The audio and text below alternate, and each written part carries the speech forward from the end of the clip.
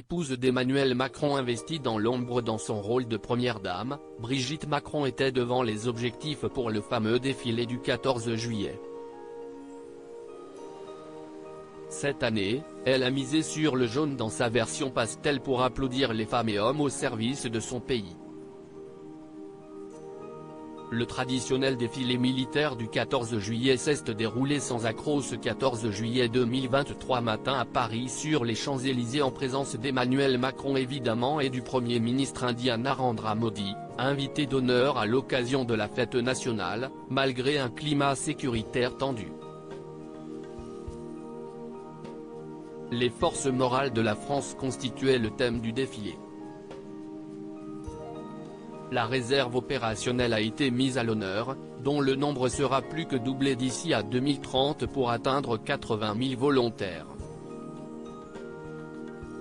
Peu avant midi, le défilé s'est achevé par l'interprétation de la Marseillaise, un moment très émouvant qui a marqué le public, parmi lequel la première dame de France Brigitte Macron.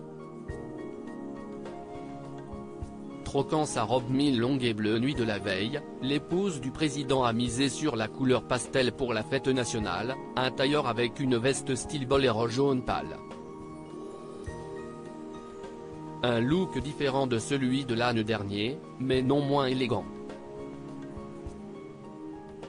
Auparavant, l'animation finale, place de la Concorde, a commémoré 1943, année de création de la médaille de la Résistance française, la création du Conseil national de la Résistance, le décès du héros de la Résistance Jean Moulin et la naissance de l'émouvant chant des partisans. En préambule du défilé, le chef de l'État français avait descendu la prestigieuse avenue des Champs-Élysées à bord d'un véhicule militaire devant une foule compacte, récoltant des applaudissements mais aussi quelques huées. Après un passage des 9 alpha-jets de la patrouille de France, qui ont coloré le ciel parisien de bleu blanc rouge, le défilé à pied a été ouvert par 240 membres des forces armées indiennes, coiffés de turbans pour certains.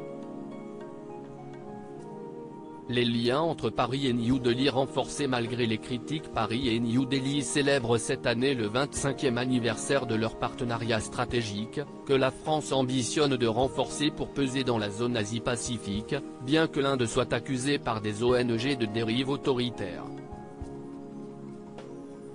Les écologistes français ont critiqué cette visite.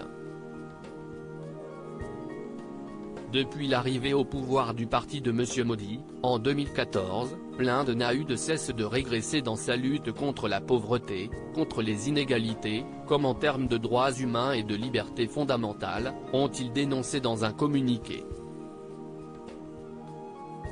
La présence à Paris de Narendra Modi sera l'occasion de discuter des modalités d'achat de 26 nouveaux Rafales de Dassault Aviation en version marine pour le porte-avions indien, ainsi que de 3 sous-marins, une acquisition à laquelle New Delhi a donné jeudi son accord de principe.